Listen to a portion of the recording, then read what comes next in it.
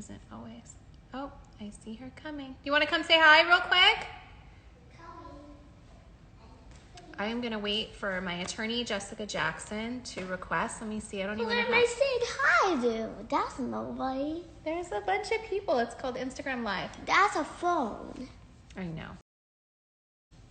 Okay, Mommy, I'm charging my phone in. Yeah. And can Honey say hi? Yeah. Real quick. But wait, I want Honey to say hi. Hold on. I got to figure out how to add someone. I've never done this. How do you add someone? Okay. So I'm just waiting for Jessica Jackson to send me a request to split the screen with her. Honey, say hi.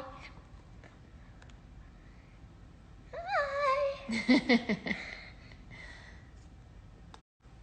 Okay, so basically I wanted to do an Instagram Live just to, do you guys see I like clipped in a little ponytail today?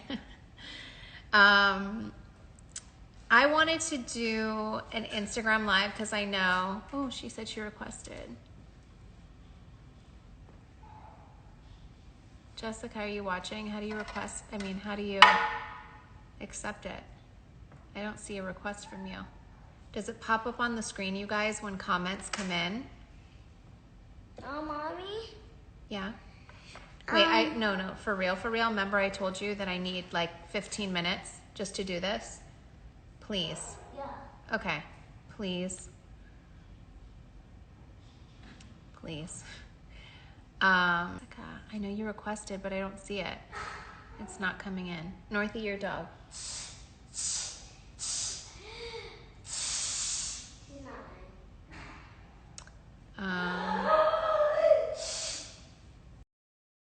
Okay. Well. Here somewhere. Oh, I see Ariel. I saw Ty Dolla $ign. Hi. Okay, Ariel, since you're watching, how do I find someone and request someone? I mean oh, Chloe's on. Okay, someone's texting me. Scroll all the way to the top and to see her request. What do you mean? Scroll through the comments? Is it through the comments? Northie, your dog, for real.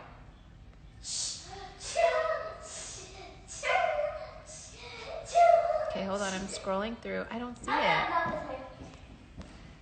Jessica, can you request it again?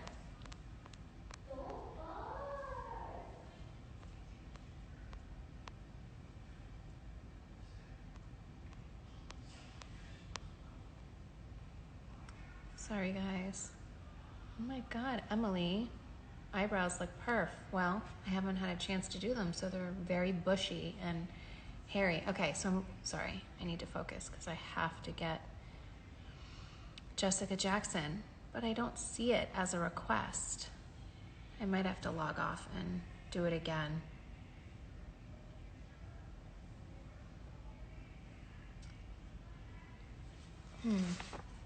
Well, that's what I'm gonna have to do. I'm gonna have to log off and get on again. Jessica, maybe can you leave me a comment?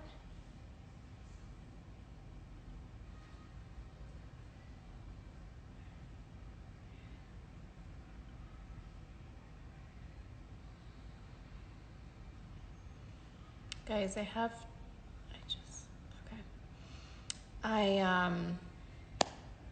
I've been filming our show today. And oh, my best friend Allison just texted. Our school just sent a notice that they're done for the year. Okay, so today I was filming Keeping Up with the Kardashians, and what we've been doing is we've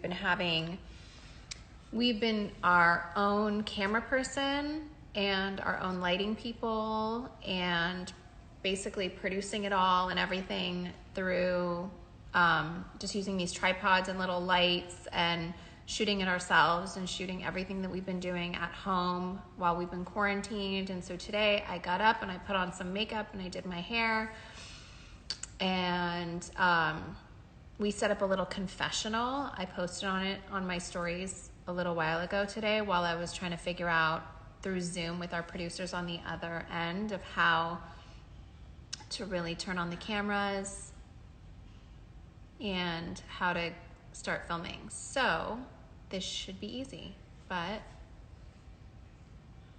wait, how to go live with someone. Okay. Requests. I don't know how this popped up, but my God, there's so many. Okay, Jessica. There she is. Jess, it says unable to join.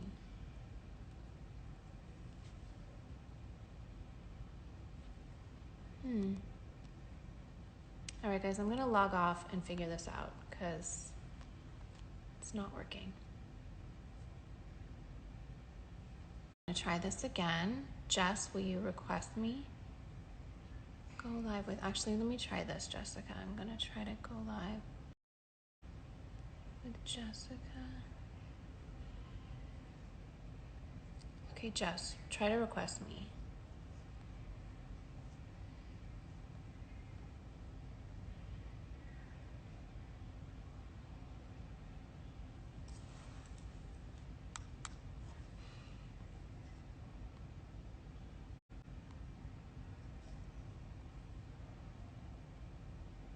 Oh, there you are, there you are.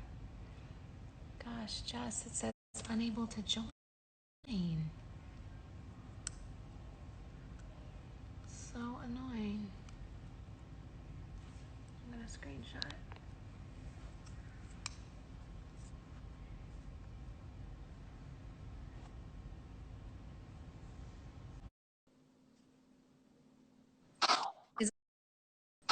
Is this? Well, We will figure it out. we will. Or maybe it goes. Does it go on my page too? Because we're together. It would make sense. Oh, it's on both. They're saying it's on both. Okay. Yay! Okay. Yay. I was like, I bet there's a great blonde joke coming out of this, but I know the fact that we can't figure this out is like really bothering me. So yeah, I wanted to do this because I'm so grateful for everyone that watched the Justice Project, and Jessica has been a huge mentor for me and a huge role in that project that I did, but just in my journey of going to school again and learning so much about the system. So I think that it can be really scary during these times where people that are in prisons and in jails are experiencing what we're experiencing out here and dealing with COVID-19, but it must be just so scary for them that they're in these confined spaces. They probably don't have as much information about what's really going on. And then on top of that, they're getting all of their visits cut, and that their loved ones can't really come to the facilities during this time because of coronavirus. So I just kind of wanted to, you're my go-to person of who I call when I have questions and want to feel things out of like, what do you think is going on, you know, in the prisons right now? What do you anticipate to happen? So I wanted to share that experience with my viewers to basically be on one of our personal calls about what I'm thinking, what I'm feeling, and going to my expert for the advice. well, thank you, and thank you for you, but we appreciate all the work you do all the time, but especially right now during the coronavirus, because there's 2.2 million people who are living behind bars right now that are essentially sitting ducks for coronavirus. They are stuck in tiny cells. They don't have the hygiene items they need. They can't get the soap, the hand sanitizer. I actually had a conversation with somebody in a facility the other day who said, he's having to make the decision, should he buy soap or should he buy food to eat for while he's in there. And many of them can't get hand sanitizer because it has alcohol in it. It's a contraband item. And then there's 2 or 3 people. Wow, I never thought about that. Yeah, I didn't even know that. and sometimes there's 2, 3, 4 people living in a cell that's like 6 feet by 8 feet. You've seen the cells, Kim.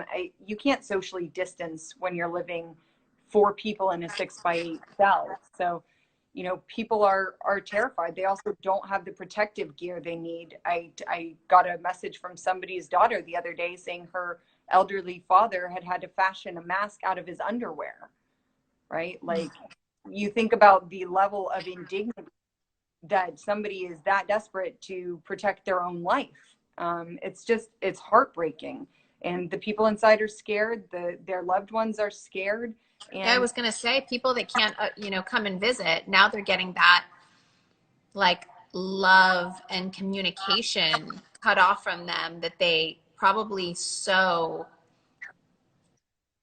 enjoyed and needed for their soul. But now they probably can't even make these phone calls because they are so expensive. And like every outside communication is being cut off from them. So the loved ones must be really scared and frustrated also. yeah, it's terrifying. I mean, I had a loved one who was in prison, and I was terrified every day that something was going to happen to him. But that's even before Corona. You've also got people inside who are scared that something bad is happening to their family and they can't afford to reach out, don't have phone time to reach out and talk to them. So it's terrifying. We also know that the virus is actually spreading faster inside. If you look at And Rikers I think, Island, but I think the notion is just that like, oh, it's safer because everyone is isolated. But what they're not really with 3 people sometimes, and you cannot social distance. You can't um, respect what they're asking everyone else to do outside because of their living situation. or you've got people living in open bays where it might be 100 people, 300 people in one big room with triple bunks. And then you've got people who are coming in and out of the facilities every day, the staff that works there that might be bringing it in or might be bringing it out to their families, to their communities. So it's really a high risk that the prisons and jails could end up accelerating the virus if we don't take the right precautions to protect people inside. Yeah. I mean, it's just so crazy to think of like, for me, I feel like everyone is just now forgetting about people inside when there's a huge pandemic like this, and everyone is just kind of fending for themselves on the outside when there's so, like you said, 2.2 million people inside protection. So frustrating to see this happen and just to see that they're not safe. They don't have value. It doesn't mean that they shouldn't be redeemed. It doesn't mean that they should get a death sentence from this virus just sitting there. So what can people do? That's a one question that I get asked all the time. When the amount of phone calls I got after the Justice Project was like, okay, it's clear as day. I completely understand. And you showed a whole different side to the justice system. But what can I do? What can I do to help? So what would you recommend for people to do? And I always want to know that when people ask me, where can I direct them to go? I know you work with, you're a co-founder of Cut 50. Maybe you can explain to everyone what that organization is and what people can do to really help.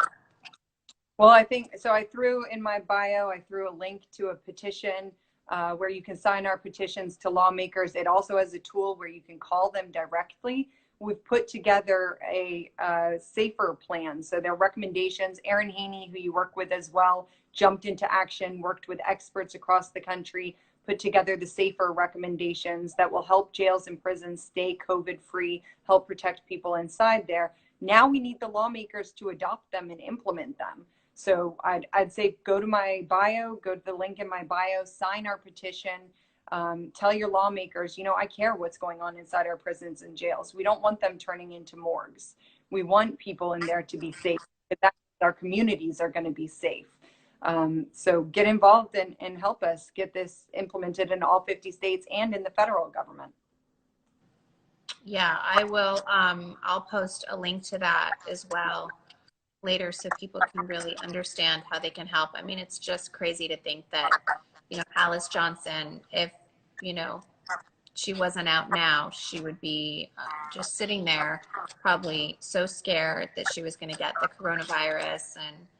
And it's just such a scary thing to think about. And I really urge everyone to listen to what Jessica said and sign these petitions, and that they help get all the laws passed and have all of the people that can make a difference. Really, I think it really puts the pressure on to step up and pay attention, not to forget about the people that are sitting in our prisons and jails that are scared just like we are. Yeah. And Kim, I you're think it's shining important to know that we're all going to get through this together, though, and it's about educating people to understand what they can do to really help. Yeah, and you're a shining example of what happens when there's public pressure around the prisons and jails, and how we can actually get people out, because there are a lot of Miss Alice's. There are a lot of people in there who didn't even commit a crime, but are there because of a technical violation of probation or parole. So they missed a meeting with their probation or parole officer, or they didn't make a payment on time. Or there's a lot of people who are there because they just can't afford their bail amount. They haven't actually been convicted of a crime yet. So, you know, there's people All that of those stories, when you tell me them, just those hit so hard. Just thinking of, I always tell people, once you get involved and once you get started in trying to figure out how to fix such a broken system, you get so overwhelmed because there's so much that is broken. And when I hear about bail reform, and just to hear that so many people spend so much time behind bars just because they can't afford their bail, and how just unfair every single part of the system is, it really is overwhelming. And so that's why I want to do whatever I can to try to help that. Thank you. Thank you, Kim, for using your voice to elevate this. Of course. Well, thank you for getting on the call with me. Are you doing okay? Kids okay? Kids are good. Hannah's studying from home, a little bummed that her Sweet 16 got canceled, but obviously there's a lot worse stuff going on in the world, so she understands. You studying away? I am. I'm hiding in every corner that I can get to sneak away and study. I'm going to put you on a call with my kids later so you can tell them that it's very serious, that mommy has to study, and to give me the space to do that, please. Yes, I will. I'll tell her. I saw North earlier. North, mommy needs to keep studying. The exam is coming up. She's quiet right now in my bathroom, so I'm going to let her be, and I can sit here and study afterwards and let her think that I'm still on our live chat, so she leaves me alone. That works. That works. Well, thank you, Kim, for taking the time and hopping on the live. Sorry about the technical issues, but I appreciate it. Of course. I'll talk to you soon. Bye, guys. Talk to you soon. Go to Jessica's Bye. page. I'll post her link.